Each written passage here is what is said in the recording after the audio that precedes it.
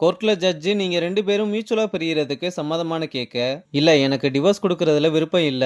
ஆனா என் கிளையண்ட்டுக்கு இந்த திருமண வாழ்க்கையில துளியும் விருப்பம் இல்ல. இப்படி சும்மா சொன்னா எப்படி? காரணம் சொல்லுங்க. சார் நான் லீட் பண்றது பப்ளிக் லைஃப. எனக்கு அவர் சப்போர்ட்டா இருப்பாருன்னு தான் நான் கல்யாணம் பண்ணேன். ஆனா அவர் அப்படி இருந்ததே இல்ல. இத நான் ஒத்துக்கிறேன். ஆனா ட்ரை பண்றேன். எனக்கு ஒரு வாய்ப்பு மட்டும் கொடுக்க சொல்லுங்க. இல்ல எனக்கு டிவோர்ஸ் வேணும்ன்றதுல நான் உறுதியா இருக்கேன்னு சொன்னா, எனக்கு என்னமோ உங்க விஷயத்துல பிரிஞ்சு போறத விட இன்னும் கொஞ்ச நாள் டைம் எடுத்து ரீகன்சிடர் பண்றது நல்லதுன்னு தோணுது. 2 பேரும் கவுன்சிலிங் போங்க. அப்படியும் ஒத்து வரலைன்னா அப்பா வாங்கன்னு சொல்லி அனுப்புறாரு. இங்க நம்ம பசங்களும் பிஎஸ்சி சிஎஸ் எல்லாம் படிச்சா ரொம்ப ஈஸின்னு சொன்னாங்க. ஆனா இப்ப எக்ஸாம்லாம் வைக்கிறாங்க. டேய் மென்டல், இப்பெல்லாம் ப்ரீ ஸ்கூல்லேயே எக்ஸாம் இருக்குடா. நமக்கு இந்த எக்ஸாம் எல்லாம் ஸ்கிப் பண்றதுக்கு ஏதாவது ஆப்ஷன் இருந்தா நல்லா இருந்திருக்கும்ல. பேசாம நம்ம போய் சீனியர் கிட்ட அட்வைஸ் கேட்கலாம்னு சொல்லிட்டு கிளம்புறாங்க. சரி கிரவுண்டுல தான் இருப்பாங்கன்னு கிரவுண்டுக்கு வந்தா ஆளை காணோம். எங்க தாண்டா போயிருப்பாங்கன்னு யோசிக்கும் போது மணியும் நம்ம தப்பு பண்ணிட்டோம். இங்க வர்றதுக்கு பதிலா நம்ம அங்க போயிருக்கணும். அங்கதான் காதல் ஜோடி 2 பேரும் பேசிக்கிட்டு இருப்பாங்கன்னு ஸ்பாட்டுக்கு வந்து எட்டி பார்த்தா சொன்ன மாதிரியே மாத்தையனும் தீயவும் அங்கதான் கடலை போட்டுக்கிட்டு இருக்காங்க. அப்படியே வந்து உங்க ஜூனியர் படிக்க முடியாம கஷ்டப்பட்டுக்கிட்டு இருக்கோம். ஆனா நீங்க ஃபுல் ஃபோக்கஸோட ரொமான்ஸ் பண்ணிக்கிட்டு இருக்கீங்க. டேய் நானே வைக்கிட்ட திட்டு தாண்டா வாங்கிக்கிட்டு இருக்கேன். நான் வச்சிருக்க 8 அரியரையும் ஒரே அட்டம்ப்ட்ல கிளியர் பண்ணணுமா? அட்வைஸ போட்டு சாவடிச்சுக்கிட்டு இருக்கா. அதுவும் இல்லாம இப்ப ஃபைனல் இயர் வேற. படிப்பை தவிர வேற ஆப்ஷனே இல்லைன்னு சொல்றான். இங்க தங்கமும் இந்த பைத்தான் ஒண்ணுமே புரியல, கொஞ்சம் சொல்லித்தரையான ஃப்ரெண்டு கிட்ட கேட்டா, அடிப்போடி ஒரு புக்கு ஜாவான்னு இருக்கு, இன்னொன்னு சி பிளஸ் பிளஸ்ன்னு இருக்கு. பைத்தான்லாம் எவன்டி பேரு வச்சான்னு கேக்குறா. சீனியர்ஸ் கிட்ட கேட்டாலும் யாருமே தெரியலன்னு சொல்றாங்க. அப்ப நம்ம பசங்களுக்கும் பைத்தான்ல தான் டவுட்னு தங்கத்தை பார்த்ததும் அவகிட்ட கேட்கலாம்னு வந்தா, அவ இவங்க கிட்ட கேட்டதும் சாக்காகுறாங்க.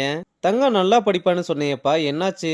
இல்லப்பா யானைக்கும் கொஞ்சம் அடிசு இருக்கும். ஏண்டா என்னென்னமோ அள்ளி விட்டு கடுப்புல கிளம்புறானுங்க. அப்புறம் நம்ம பசங்க எல்லாரும் சேர்ந்து ஒன்னா படிச்சாலும் யாருக்குமே ஒண்ணுமே புரியல. பேசாம நம்ம சீனியர்ஸ் கிட்ட கேட்டு பார்க்கலாம். நம்ம டிபார்ட்மெண்ட்ல வேலுவும் அசத்தும் நல்லா படிப்பாங்க.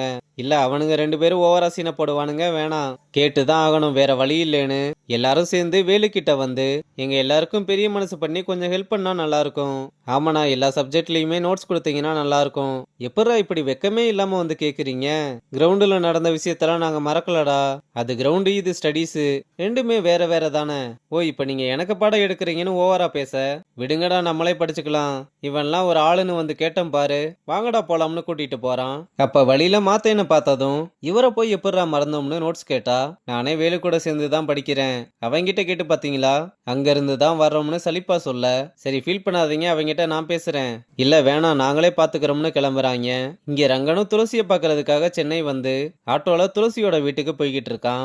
அப்ப அவளுக்கு கால் பண்ணி பார்த்தாலும் அட்டன் பண்ண மாட்றா. இங்க ராஜுவும் துளசியை பார்க்க வர வெளியே போன்னு சொன்னாலும் கேட்காம உள்ள வந்து நான் இதை ஃபிக்ஸ் பண்ண தான் ட்ரை பண்றேன்னு சொல்றான். ஏன் கோர்ட்ல பண்ணது பத்தாதுன்னு இங்க வந்து டிராமா பண்றியா? நீ ஃபர்ஸ்ட் இங்க இருந்து கிளம்புன்னு சொன்னா அவ கைய பிடிச்சு ஒரு நிமிஷம் நான் சொல்றத கேளுன்னு சொல்ல, உடனே என் கைய விடுன்னு கைய உதறி விடுறா. அவனும் நம்ம 2 பேரும் டிவோர்ஸ் பண்ற அளவுக்கு இது ஒரு பிரச்சனையே இல்ல, நம்ம இப்பவே இதை ஃபிக்ஸ் பண்ணலாம்னு சொல்லும் போது ரங்கன் அங்க வர, ராஜுவை பார்த்ததுமே பேச வேண்டியதெல்லாம் கோர்ட்ல பேசியாச்சுல, நீ இங்க இருந்து ஃபர்ஸ்ட் கிளம்பு. உனக்கும் இதுக்கும் எந்த சம்பந்தமும் இல்ல. என்ன சம்பந்தம் இல்ல? அதெல்லாம் சம்பந்தம் இருக்கு. ஹஸ்பண்ட் அண்ட் ஒய்ஃபுக்குள்ள 1008 விஷயம் இருக்கும். அதெல்லாம் கேட்க நீ யாரு? என் துளசியை அவ்வளவு சீக்கிரமாலாம் விட்டு கொடுக்க முடியாது. இங்க இருக்கிறதுலே நீ தான் 3வது மனுஷன், கொஞ்சம் கிளம்புறியான்னு சொல்றான். துளசியும் ராஜீவ் பேசினதுக்கு எதுவுமே சொல்லலைன்னதும் ரங்கனும் அங்க இருந்து கிளம்புறதோட இந்த எபிசோட முடிச்சிருக்காங்க.